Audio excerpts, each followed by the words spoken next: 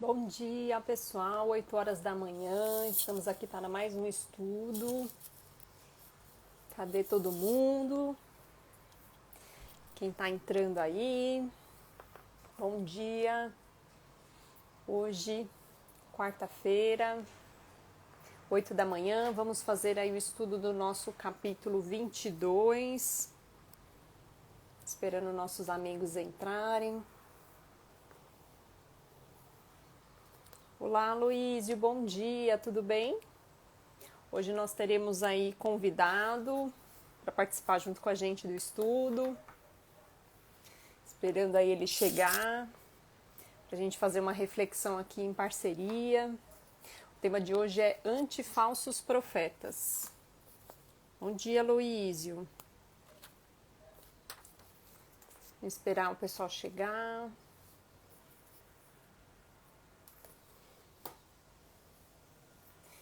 Você ficou ontem na live da Pretinha, que a gente falou de caridade? Nossa, gente, ontem a internet ficou falhando muito, né, durante a live. Hoje voltou ao normal. Não sei se é o horário. Olá, Lê, bom dia, tudo bem? Será que o Vitor tá entrando? Vou esperar mais um pouquinho.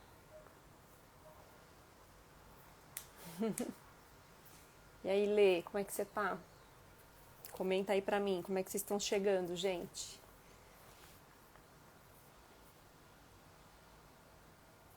O Aloysio falou que ficou uma parte, mas estava falhando muito. Tava mesmo. Eu não sei o que acontece, gente.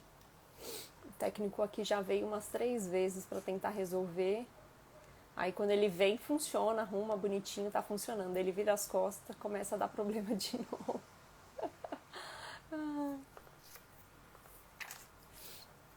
Bom dia, Isa, bem-vinda. Estamos aí esperando o nosso amigo.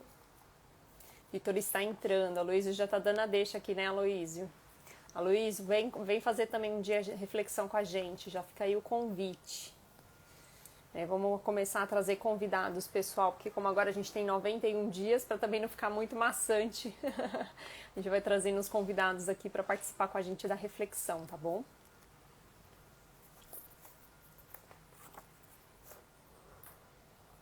Hoje a gente vai falar, gente, deixa eu já até ir adiantando aqui, o capítulo 22, Antifalsos Profetas, da reunião pública do dia 30/3/59, e é uma reflexão de Emmanuel da questão 624.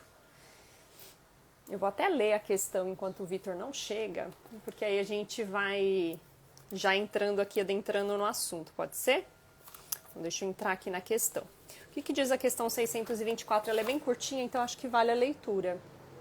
Bom dia, Bia. Então tá aqui, ó. Qual é o caráter do verdadeiro profeta? O verdadeiro profeta é um homem de bem, inspirado por Deus. Pode-se reconhecê-lo por suas palavras e por suas ações. Deus não pode servir da boca do mentiroso para ensinar a verdade. Então ele já traz aqui, né, qual a importância desse verdadeiro profeta. E aí, quando a gente fala em verdadeiro profeta, a gente está falando das pessoas que de alguma forma divulgam aí, né, as palavras de Deus, né, os ensinamentos de Jesus. Então aqui a gente está falando de todas essas pessoas de forma geral. Bom dia, Sil, bem-vinda. A gente está esperando aqui o Vitor, que hoje a gente vai fazer uma reflexão com ele. Eu vou começar a trazer convidados aqui na nossa reflexão.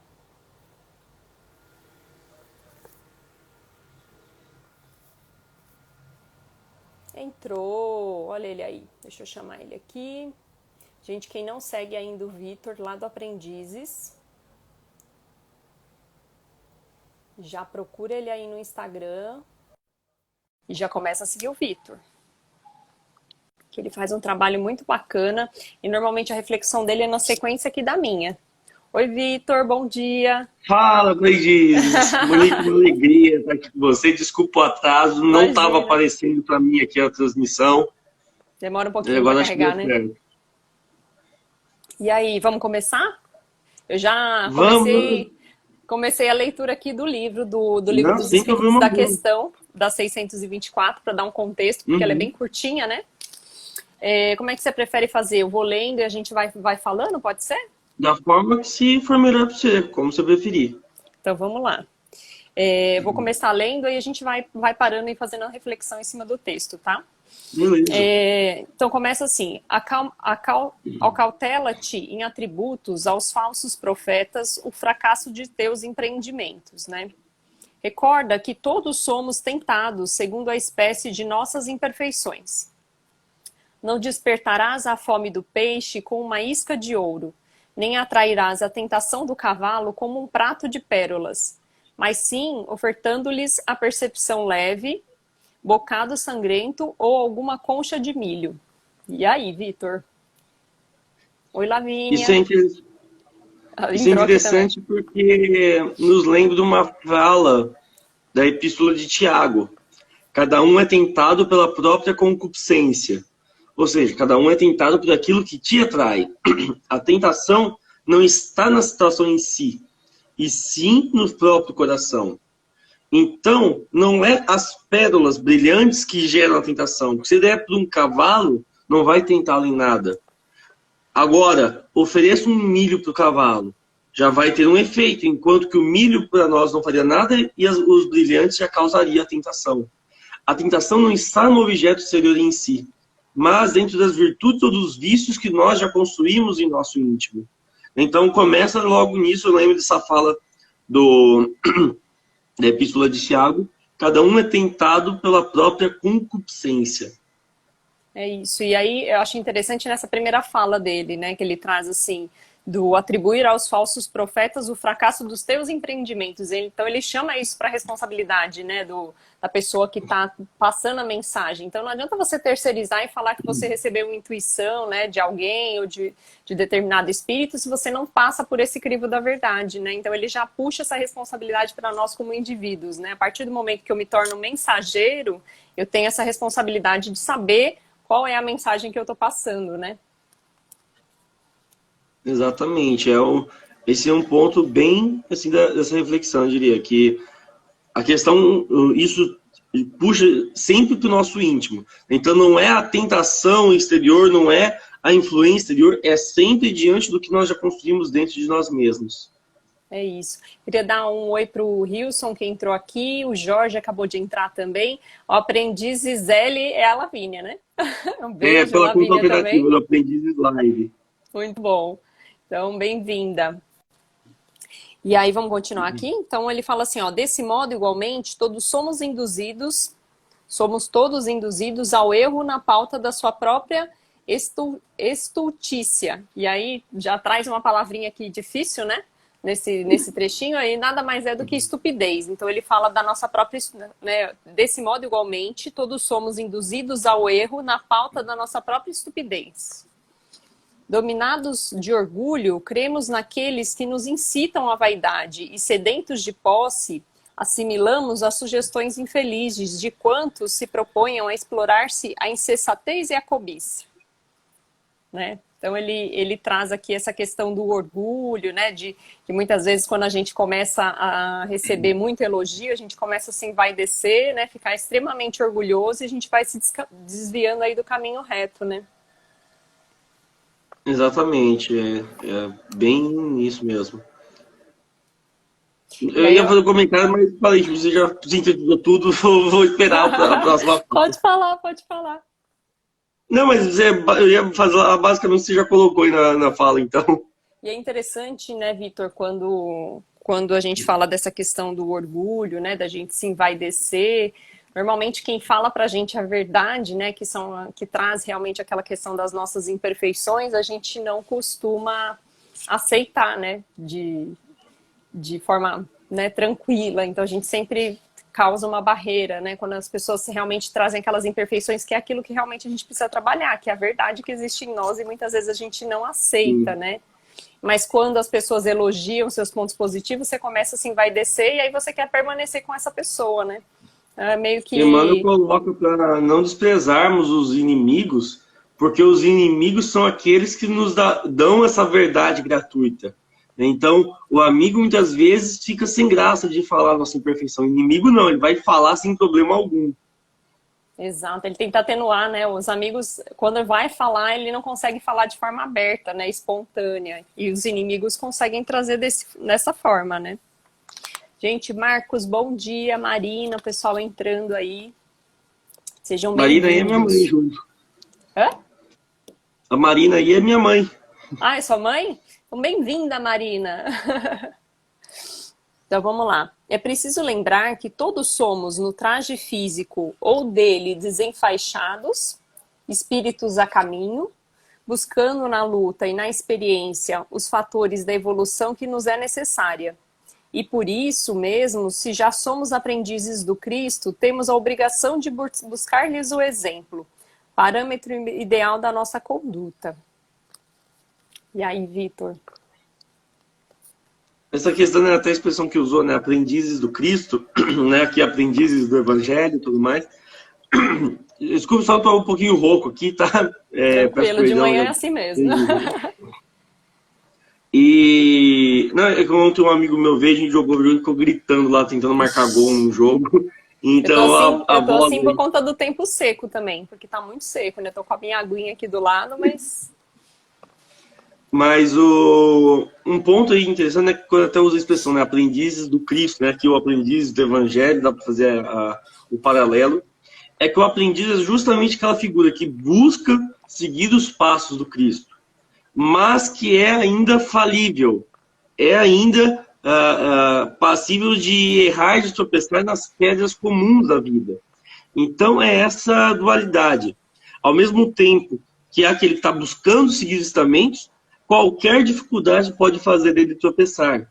Então é justamente esse ponto, esse conflito. Daí vem a tentação, vem aí as dificuldades, a provação, de você manter o caminho reto sem dar esses tropeços nas menores complicações. e eu acho interessante, né, que a gente faz esse trabalho de divulgação do espiritismo, muitas vezes a gente é colocado como uma figura, né, maior, assim, as pessoas enxergam a gente, né, fazendo esse trabalho de divulgação como se nós fôssemos perfeitos, né? Então, muitas vezes alguém comenta, nossa, Monique, eu queria ser assim, né? Nossa, eu acho tão legal a fé que você tem. Eu falo, legal, gente, mas ó, vocês não têm noção a quantidade de imperfeições que eu tenho, que eu tô tentando trabalhar. E a forma que eu faço de estar aqui comunicando, né, de estar aqui trazendo a mensagem de Jesus, né, de Kardec, enfim, é justamente para que eu ouça o que eu estou falando, e eu sempre reforço isso, né, eu sempre estou lendo ou falando o que eu estou, né, repetindo o que está escrito e estou ouvindo, e a partir do momento que eu estou ouvindo, eu estou me cobrando a ser uma pessoa melhor, né, então eu estou tentando trabalhar dentro dessa divulgação as minhas imperfeições, né. Então a gente precisa sempre lembrar disso, que esses propagadores, esses profetas têm muito ainda a trabalhar, não é que a gente é superior, né, que a gente é mais elevado por conta disso, né? O interessante, né, que o nome da mensagem é a questão dos falsos profetas. E outro dia, fazendo o Evangelho no Lar, caiu aquela passagem, Jeremias e os falsos profetas, que é não lembro agora se é do capítulo 20, 24, alguma coisa assim, que ela haverá falsos cristos, falsos profetas e tudo mais. E conta ali da profecia de Jeremias, né, o profeta Jeremias ali, atuando como um oráculo, né, ou seja, servindo de médium, é um outro termo, né, poderíamos dizer, seria o oráculo, né, que serve de instrumento, lá usa como se fosse para Deus, mas ali a gente entende que é algum espírito falando em nome de Deus, e que fala assim, né, antes de profetizarem o que ouviram de minha boca, profetizam do próprio coração. Ou seja, o falso profeta não é aquele que não sabe o ensinamento e fala o que acha que é certo. Ele sabe o ensinamento, ele tinha uma missão, um propósito a cumprir. Ele recebeu isso, ele se conhece. Mas ele cede às paixões do próprio coração. Ou seja, não é a questão externa, é novamente no íntimo. É as próprias ideias que falam mais alto.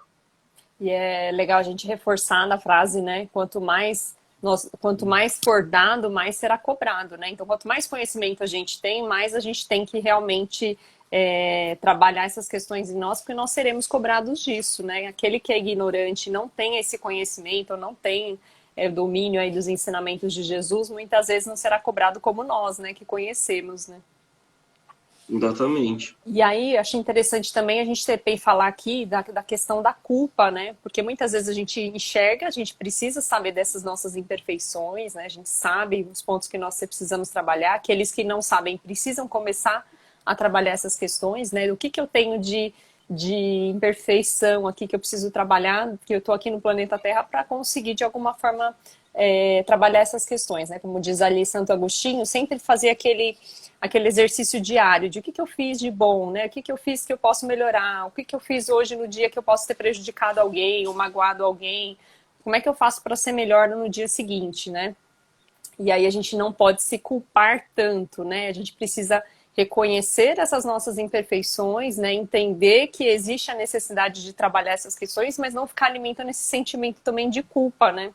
Se a gente começa a alimentar essa culpa, a gente não consegue trabalhar essas questões. A gente começa ali a se apagar, né? Eu brinco muito com o lado sol e o lado sombra, mas é justamente por conta disso. Se a gente começar a alimentar muito esse lado sombra, né, querendo trabalhar essas imperfeições e não ver as possibilidades que a gente tem do lado sol de trabalhar esse lado sombra, a gente vai se afundando, né?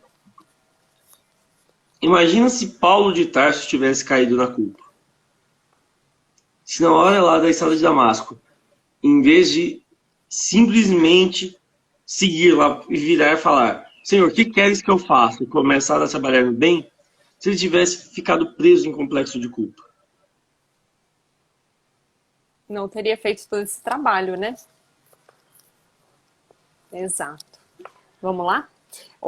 Ele fala assim, ó, não vale assim alegar confiança na palavra de quantos nos sustentam a fantasia, com respeito a fictícios valores de que sejamos depositários, no pressuposto de que venham até nós na condição de desencarnados, pois que a morte do corpo é, no fundo, simples mudança de vestimenta, sem afetar, na maioria das circunstâncias, a nossa formação espiritual.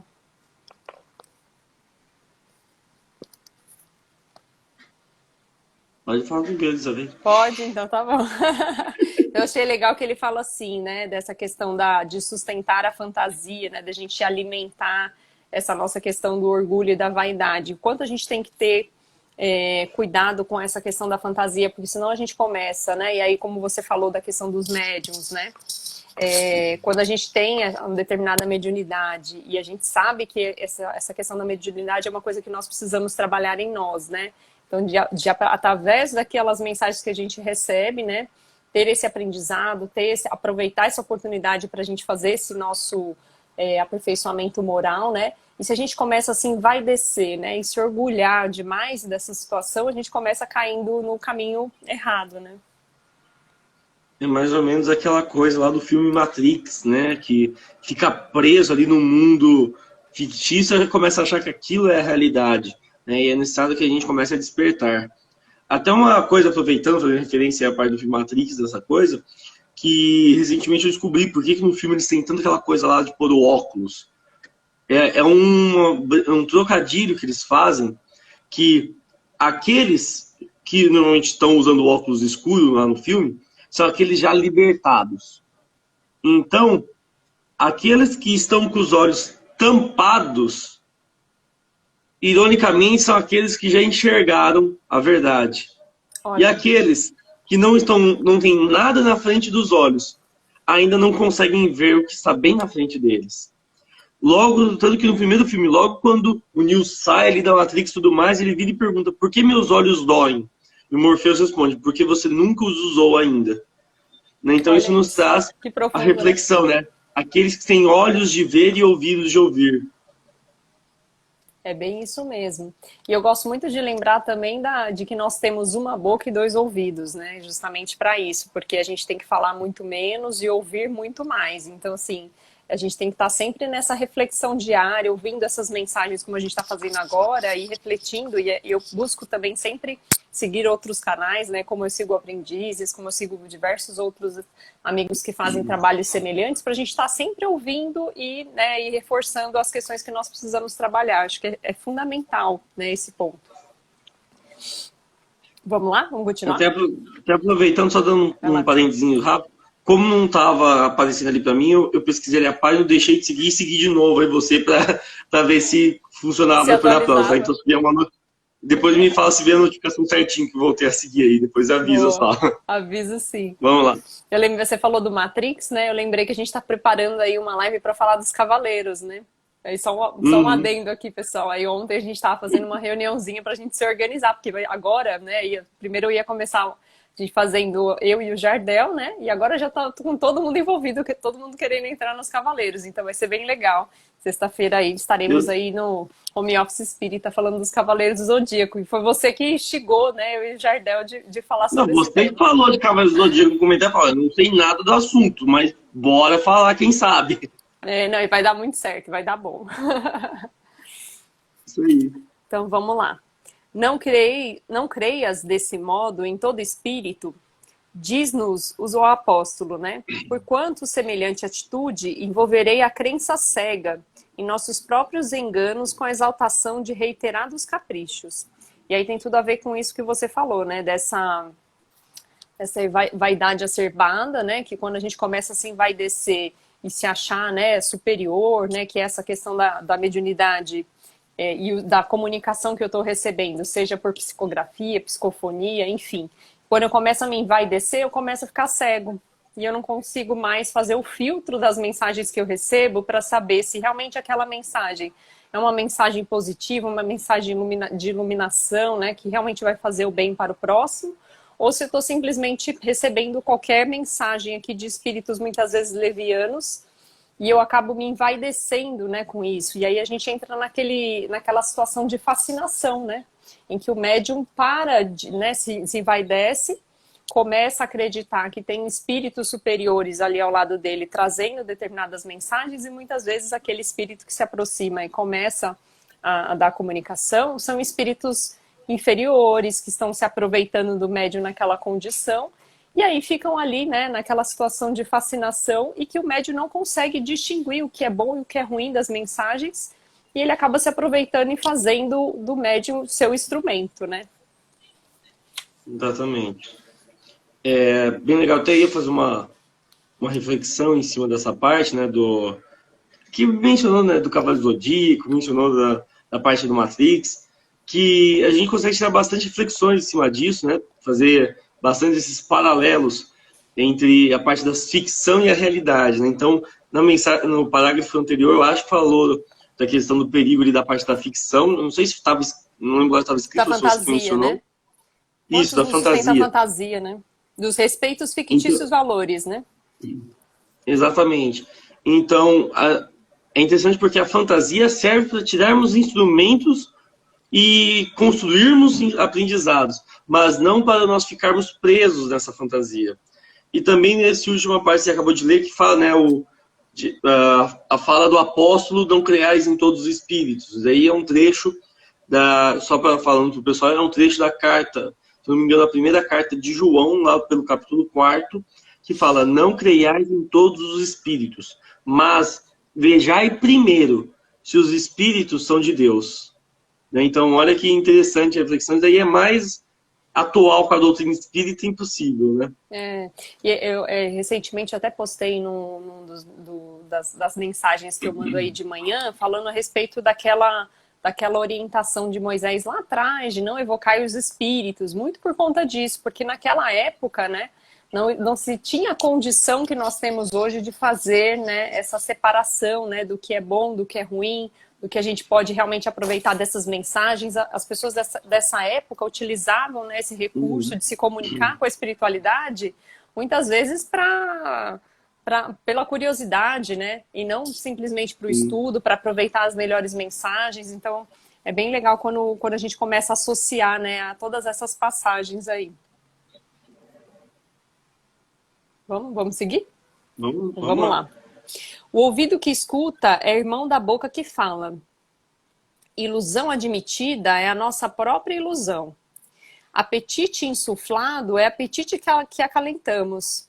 Mentira acreditada é a própria mentira em nós. Crueldade aceita é crueldade que nos pertence. De alguma sorte, somos também a força com a qual entramos em sintonia. E aí ele puxando de novo a responsabilidade para nós, né? Então, se existe mentira, nós que estamos mentindo. Se existe ilusão, nós que estamos alimentando essa ilusão, né? E a questão da crueldade aqui também, né? Do ouvido, né? De o ouvido que escuta é irmão da boca que fala. Então, vamos lá, né? Se eu estou ouvindo isso, estou aceitando essa intuição, né? E passando para frente, é minha condição, né? Sim. Você já falou tudo que ia falar também de novo, né? Estamos em sintonia, Vitor. Vamos lá, vou continuar aqui, e aí se você lembrar de mais algum ponto, você vai trazendo. Procuremos, pois, o mestre dos mestres como sendo a luz de nosso caminho, e cortejando com as lições dele, avisos e informes, mensagens e advertências que nos sejam endereçados desse ou daquele setor de esclarecimento. Aprenderemos sem sombra que a humildade e o serviço são os nossos deveres de cada hora, para que a verdade nos ilumine e para que o amor puro nos regenere, preservando-nos, por fim, do assédio de todo o mal. Legal, né, que fala o finalzinho, né, que o amor puro nos regenere. Que quando a gente fala do mundo de regeneração, a regeneração da humanidade, não, então a regeneração é quando todo mundo ali simplesmente for bom. Não, é quando todo mundo estiver disposto a se tornar bom. É justamente quando o amor ali do Cristo nos toque, nós busquemos aprender a amar uns aos outros como Ele, o mestre dos mestres, como Emmanuel diz, nos amou e nos ama até hoje. Então essa é a lição que nós ainda estamos tentando aprender. Amai-vos uns aos outros como eu vos amei. É a grande dificuldade que nós ainda estamos trabalhando em cima. Eu acho interessante quando você fala dessa mudança aí, né, do mundo de provas e expiações para o mundo de regeneração, que tem muitas pessoas que não associam, né, que quando a gente fala dessa transformação, essa transformação tem que partir de nós, né? Então tem pessoas que falam, mas quando é que chega logo esse mundo de regeneração? E aí dá vontade de perguntar, mas o que você está fazendo para que a gente chegue no mundo de regeneração, né? Porque as pessoas ficam esperando esse movimento de fora, que de alguma forma alguém vai vir e transformar tudo, né? Inclusive nos transformar, e na verdade é o contrário, né? A gente que tem que puxar essa responsabilidade, começar a se modificar, e aí esse movimento, partindo da gente, né? Como uma andorinha que, quando cada um fizer a sua parte, uma andorinha fará verão, a gente chegará no mundo de regeneração. Mas as pessoas costumam terceirizar, né? Bem-vinda, Renata, Camila, Rose que entrou aí, Socorro, Ju, bem-vindos, bom dia. É aquilo também que fala, né? Que seja a mudança que você quer ver no mundo, né? Porque quando você arruma o ser humano, você arruma o mundo. Eu tô lendo uma mensagem aqui da Rose, né? Que ela colocou aqui, ó. Me explique quando fiz que o ser humano, quando diz, né, que o ser humano é um ser bom, mas que ainda está num estado ruim ou mal. Fala aí, Vitor. Vou eu? Vai lá. Então, eu vou puxar pela sociologia. Vai lá. Hobbes diz que o homem é o lobo do próprio homem. Agora, Rousseau diz que o homem é inerentemente bom, mas que a sociedade o corrompe. Maquiavel fala que o homem surge nem bom nem mal, mas com uma tendência maior para o mal. Então nós temos várias visões diferentes de como que o ser humano se comporta. Mas o que me chama a atenção é quando tanto Emmanuel como Joana de Ângeles vão abordar o assunto, em que eles parafraseiam todas essas falas. Maquiavel diz que o ser humano não é nem bom nem mal, mas com uma tendência maior para o mal. No Livro dos Espíritos, nós aprendemos que o espírito é criado simples e ignorante, e tem o seu livre-arbítrio que o permite seguir tanto o bem quanto o mal, não com uma tendência maior a um nem a outro, mas de acordo com aquilo que lhe interessar. Quando ele fala da parte do lobo, o homem é o lobo do próprio homem, se eu não me engano, Emmanuel ou Joana de Anjos vai colocar que na nossa sociedade o homem tem se tornado um lobo do próprio homem. Ou seja, isso não é a forma natural. Nós que temos nos desvirtuados e agindo por egoísmo, buscando se prevalecer acima de tudo. Enquanto Hobbes também, enquanto Rousseau vem dizer que o homem é inerentemente bom, a sociedade o corrompe, não podemos esquecer que a sociedade nada mais é que o conjunto dos seres humanos. Então, como que um conjunto de seres bons iria corromper o bom? Também não faria um sentido diretamente nisso. É importante nós não terceirizarmos a culpa para a sociedade. A culpa, não terceirizarmos a responsabilidade para o outro, quando muitas vezes falta a nossa atitude. Então, o que nos chama a reflexão em cima disso é o quê? O espírito é criado simples e ignorante, podendo seguir tanto ao bem quanto ao mal, responsável por suas próprias escolhas. E o caminho que ele toma, se for bom, levará ao seu progresso, se for mal, levará ao seu reaprendizado. Exato, e aí lembra a gente aqui da questão do Livro dos Espíritos, que fala a respeito do livre-arbítrio, né? E todos nós, se a gente for parar para avaliar, nós temos intuições boas o tempo todo, né? Daqueles espíritos que estão querendo ali, familiares, né? Nossos mentores espirituais estão ali o tempo todo nos intuindo. E também temos, de vez em quando aqui, né? Acho que até na maioria das vezes, intuições de outros espíritos que estão em faixas de sintonia diferente da nossa e que de alguma forma querem também nos intuir aqui de fazer o mal. Depende muito de nós aqui escolher qual lado que a gente vai querer seguir, né? Então tá muito ligado aí essa questão do livre-arbítrio. Engraçado, eu estava com um livro aqui em algum canto que eu para usar uma citação. Eu não sei onde eu coloquei. Tô olhando aqui, tipo, só se eu guardei na estante mais longe. Tinha certeza que estava aqui do lado, que eu ia usar. Isso aí é a espiritualidade querendo causar, logo de manhã já. Ô, Vitor, eu tô olhando aqui no relógio, 8h31, e eu não queria atrasar também a sua reflexão. Eu sei que o Aloysio até comentou aqui que você vai entrar no seu estudo. Acho que a gente fechou aqui também o capítulo. Sim. Eu queria muito agradecer você ter topado fazer aqui a nossa reflexão. Foi um convite de última hora, né? A gente fez de ontem para hoje, já te chamei. E estou muito feliz que você está aqui com a gente. Quem não conhece aí o canal do Vitor, gente, entrem lá no Aprendizes, né? Depois deixar aí, quem tá assistindo dá para ver aí em cima, né? O link aqui do Vitor, do canal dele. Gratidão, viu, Vitor? E a gente se encontra aí, eu tenho certeza que a gente ainda vai fazer muito trabalho junto. Beleza, estamos sempre às ordens, só avisar. Obrigada, viu, gente? Bom dia, excelente dia para vocês. Amanhã estaremos aqui novamente, 8 horas da manhã. Beijo grande, vamos ficar aí com a reflexão do Vitor aí na sequência. Venham lá com Aprendizes falar sobre luz imperecível, o primeiro episódio da série A Luz do Evangelho. Muito bom. Isso Bora aí, lá. gente, sigam ele. Beijo, tchau, tchau.